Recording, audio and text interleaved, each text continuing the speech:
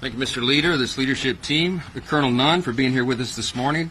There is a lot going on, and we want to give you some updates on things. I hope everybody had a blessed Thanksgiving. It is true that our hearts were heavy, of course, with Sarah and Andrew, these two selfless National Guardsmen who were senselessly attacked while they volunteered for service to defend the rest of their fellow Americans, and they literally took bullets for it. And so our prayers are with Andrew as he recovers, and our hearts and prayers are with the family of Sarah. It reminds us that freedom isn't free, and some people make the ultimate sacrifice so the rest of us can have that. You know, I was reminding our conference this morning, 1789, our first president, George Washington, was the first to issue a national day of thanksgiving and prayer, a proclamation. And he declared that because the Congress requested it of him. Of course, Washington was the first and best person to do that, to start the tradition. And he wrote famously in his proclamation, he said, it is the duty of all of us, it is our duty to acknowledge the blessings of God, to be grateful for what he's done for our country and all of us individually, and to humbly implore his protection and favor. It's never been more important to do that, and it's a great reminder. Thanksgiving is a uniquely American holiday, as we know. And it's a great time to sit around the table and be reminded of those blessings. And chief among them is the freedom that we enjoy. And we do not take that for granted. So it's proper, appropriate for us to acknowledge those sacrifices. Now, there's a lot going on across the country. There's a special election in Tennessee today, you may have heard. Tennessee's 7th District. I spent all day there yesterday. I think it was 10 hours and 12 events, I think. I was with Matt Van Epps, our Republican extraordinary candidate for the seat there that is open and will be filled today in the election. He's running against someone who truly is, by any objective measure, a real radical. She famously said that she hates Nashville, which is the largest city in the district, which is kind of an interesting campaign strategy, and hates country music. You know, it's Tennessee. So Matt Van Epps is an extraordinary candidate by contrast. He is a lieutenant colonel in the Tennessee Army National Guard. He's a combat veteran. He flew combat missions, deployed 8 times over to the Middle East, and dodged missiles and bullets for his country.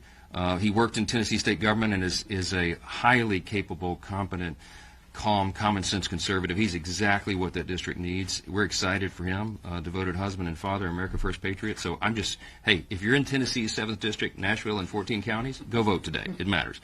Special elections are strange animals, and anything can happen. And when you're in a deep red district, sometimes people assume that the Republican, the conservative, will win, and you cannot assume that because anything can happen. So we encourage everybody to go out there and make that happen. The people are fired up. I was there and really enjoyed the energy there. We're going to see that across the country next week as we go into this very important midterm election next year. I mean, in all the weeks ahead. And as we go into that election, remembering, again, how important all of this is. And as we put some posters up here to remind you and remind all of ourselves what an extraordinary run we've had in the 119th Congress. Now, in spite of the fact that we had razor-thin majority, I mean, it many times, as you know, 1 or 2 vote margin, we still have had one of the most consequential Congresses in the great history of this extraordinary nation. And you know, if you look at what has been accomplished for the first 10 months of this term, this year, the 119th Congress, this new administration, you can stack that up against any Congress in history. I think it's probably in the top 5 in terms of marquee landmark achievements. And, you know, part of our, both a blessing and a curse is we did so much of it in the One Big Beautiful Bill, the Working Families Tax Cut. There's so much to talk about. It's as if it just got brushed aside. But the component pieces of that is some of the most nation-shaping, productive, pro-growth policies that have ever occurred to help all Americans. And we look forward to all the provisions of that bill being implemented beginning really in earnest in the first part of the year. And so the first quarter, second quarter will be a very different scenario. But we're excited to go through that. We can't fix everything overnight. And the Biden-Harris administration, as we said so many times, in 4 years really destroyed almost every metric of public policy. Don't go flip a switch to do that. It takes some time. And we've been working earnestly and around the clock to do that, to work on solutions, to solve all those problems, and to make government more efficient and effective and responsive. Republicans have been delivering and working to bring down costs for American families, to fix the Democrats' broken health care system, and to rid our streets of violent criminals and dangerous illegal aliens. All this has been our goal since January, and we've been delivering. And as the year comes to an end, we started to reflect upon what we've done in that first 10 months and ultimately the first 12 months, and it's really something. The Working Families Tax Cut, let me just tell you some of the components of that, because people seem to have forgotten. It was a permanent extension of the 2017 tax cuts, which is collectively it's the biggest tax cut in U.S. history. Had we not passed the big bill, we would have had a $5 trillion tax increase on all hardworking American families as that expired in December. It was a marquee achievement. We also in that included permanent estate tax relief extensions. We had landmark Medicaid program reforms, which the CBO has said is going to save $185 billion and reduce premiums on everybody for their health care. We expanded the SNAP work requirements to get ineligible recipients off, young able-bodied men with no dependents or health problems. They shouldn't be riding the wagon, and they won't anymore. In the bill, we increased border enforcement and funding, generational investment in those things, and it's worked because guess what? The border is sealed. We don't have all these illegals coming across the border anymore. We included no tax on tips, no tax on overtime, increased standard deduction for seniors, free tax savings accounts for every child born in America, which we'll be announcing at the White House in an event this afternoon. Business tax provisions to incentivize investments and innovation. That's all in the bill and much more. We codified 67 of President Trump's America First executive orders so far, and there are many more to come. We repealed Biden-era regulations with 23 Congressional Review Act resolutions. Now, this is important, too. We've been making history along the way over the last 10 months.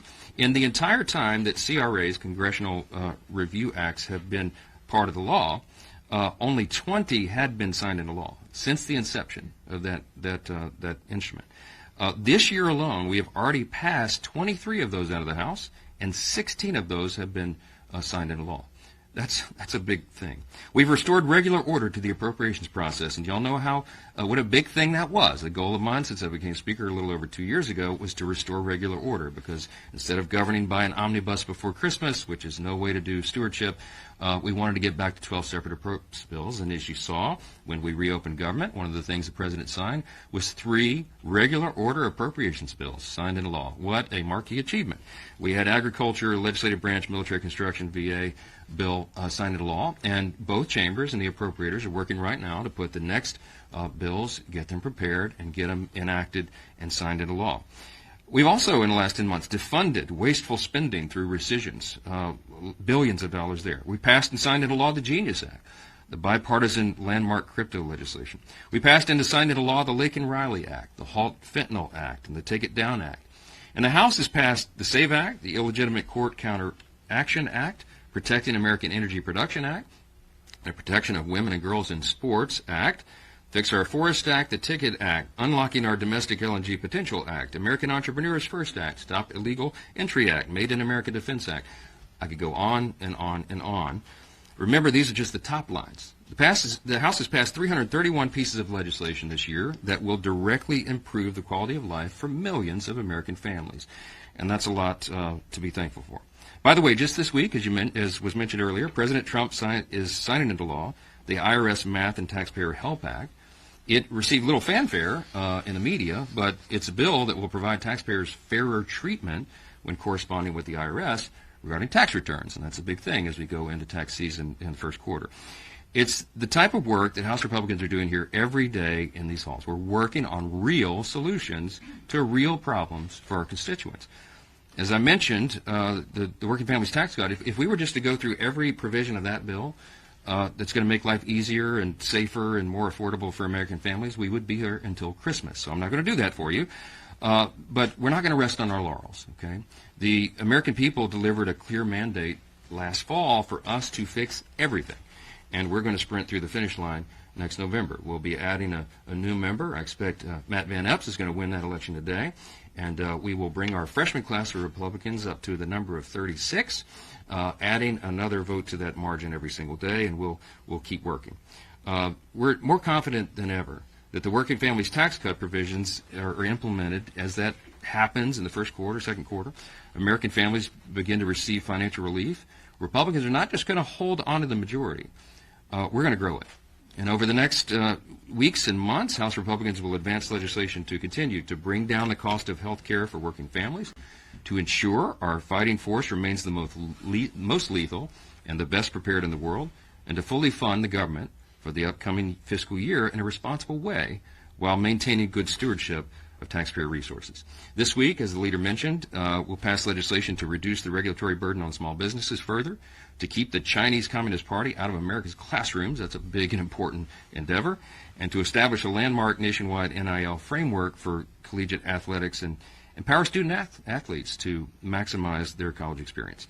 Despite the unrelenting stream of palace intrigue stories that fill the pages of your publications, House Republicans remain united and focused on delivering results for our constituents. That's how we've gotten this done.